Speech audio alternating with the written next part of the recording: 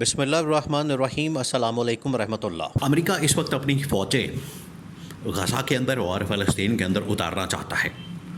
اور اس مقصد کے لیے اسرائیل اور امریکہ دونوں تیار ہو چکے ہیں کہ اگر یہ 8 اسلامی ممالک ہمارے معاہدے کو تسلیم نہیں کرتے، ہمارے معاہدے کو نہیں مانتے اور کسی قسم کی مزاحمت ان کی جانب سے کی جاتی ہے، تو اس کے بعد ہم نے اپنی فوجیں غزہ کے اندر فلسطین کے اندر اتار دینی ہے، اور پھر وہاں سے ہم نے آہستہ آہستہ جانا ہے عرب ممالک کی طرف، اور راستے میں کوئی بھی رکاوٹ بنے ہم نے اس کو نہیں دیکھنا۔ اب یہ اتنی بڑی دھمکی، اتنی بڑی تھریٹ عرب ممالک کو دی گئی ہے، اسلامی ممالک کو دی گئی ہے، یعنی ان کا جو نقطہ نظر تھا یا ان کی جو ریزرویشن تھی یا ان کے جو تحفظات تھے یا ان کو جو مسئلہ تھا، اس کو بالکل پس پشت ڈال کے سائیڈ پہ رکھ کے امریکہ اور اسرائیل اپنے منصوبے کے اوپر کام کر رہے ہیں۔ ورنہ تو یہ چاہیے تھا کہ جب عرب ممالک وہاں پر امریکہ میں بیٹھے، امریکہ میں ملاقات کی ٹرمپ کے ساتھ، باقاعدہ ان کی 1 to 1، اور پھر اس کے بعد ساری بریفنگ دی گئی، ہونا تو یہ چاہیے تھا کہ اسی منصوبے کے مطابق، اسی معاہدے کے مطابق جو کہ ان کے درمیان طے پا گیا تھا، سارے معاملات آگے بڑھتے۔ لیکن جیسے ہی نیتن یاہو وہاں پر پہنچتا ہے تو نیتن یاہو کے پہنچنے کے بعد وہ سارا معاہدہ بدل دیا جاتا ہے۔ اس کے بعد فوجیں اتارنے کے متعلق، فلسطین کے اوپر قبضہ حاصل کرنے کے متعلق، وہاں سے حماس کو، فلسطینیوں کو نکالنے کے متعلق یہ پھر فیصلے ہونا شروع ہو جاتے ہیں، جو کہ کسی صورت بھی عرب ممالک کے لیے قابل قبول نہیں ہے، کیونکہ یہاں سے یہ لوگ راستہ بنا لیں گے عرب ممالک کے اوپر قبضے کا۔ اب ہوا کیا؟ اب آپ نے اس کو سمجھا۔ دیکھیں، یہ اسی معاہدے کی وجہ سے، اسی ڈیل کی وجہ سے جو کہ پہلے ہوئی تھی، جب اس کو خراب کر دیا گیا، جب اس کے اندر اپنی مرضی کی شرطیں ڈال دی گئی، اپنی مرضی کے معاملات کو ڈال دیا گیا، اس کے بعد عرب ممالک کے ساتھ، اسلامی ممالک کے ساتھ امریکہ کی جو ڈیل تھی وہ ساری کی ساری فارغ ہو گئی، وہ ساری کی ساری بدل گئی۔ اب ہوا یہ ہے کہ امریکہ کے انتہائی اہم ترین اخبار کی جانب سے اس چیز کا انکشاف کیا گیا، بہت بڑا انکشاف۔ اب آپ پہلے یہ خبر دیکھیں، یہ جو خبر آئی ہے اس کے بعد سے ہی عرب ممالک کے اندر، اسلامی ممالک کے اندر دوڑیں لگی ہے، کیونکہ بالکل ٹھیک ہے، کیونکہ ان کو اپنی فکر پڑ گئی ہے، ان کو اپنے سروائیول کا مسئلہ دکھیں۔ آج قطر کے اوپر حملہ ہوتا ہے، قطر کے اوپر اٹیک ہوتا ہے، اسرائیل قطر کے اوپر چڑھائی کرتا ہے، اس چیز کے باوجود کہ امریکہ کا فوجی اڈا قطر کے اندر موجود ہے، پھر بھی اس کی حفاظت نہیں ہوتی، پھر بھی اس کے اوپر حملہ ہو جاتا ہے۔ تو امریکہ کا فوجی اڈا ہونا کسی بھی ملک کے لیے اس کی گارنٹی نہیں ہے،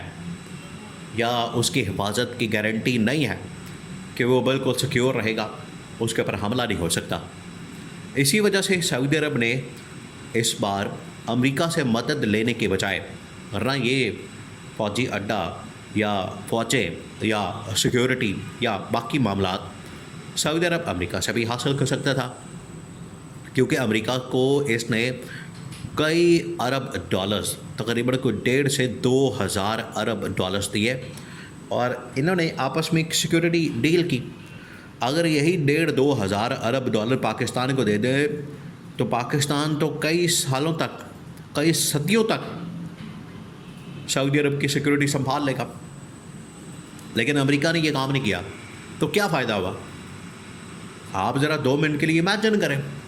کہ سعودی عرب نے جو امریکہ کو 1.5 سے 2,000 ارب ڈالر دیے، اس کا کیا فائدہ ہوا؟ آج پھر اس کو معاہدہ کرنا پڑا ہے پاکستان کے ساتھ۔ قطر نے جو اتنا بڑا فوجی اڈا دیا، ان کو پیسے بھی دیے، سب کچھ دیا، تو کیا فائدہ ہوا؟ قطر کے اوپر حملہ ہو گیا۔ تو یہ جو شکوک و شبہات ہیں، یہ جو ڈاؤٹس ہیں، اس کی وجہ سے عرب ممالک بڑے پریشان ہیں۔ عرب ممالک اب ڈاواڈول ہیں، عرب ممالک اب کسی صورت بھی امریکہ کے اوپر اعتبار کرنے کے لیے، اعتماد کرنے کے لیے تیار نہیں ہے، یہ بڑا کلیئر ہو چکا ہے۔ اب آ جائیں اس بات کے اوپر جو خبر لگی ہے امریکہ میں،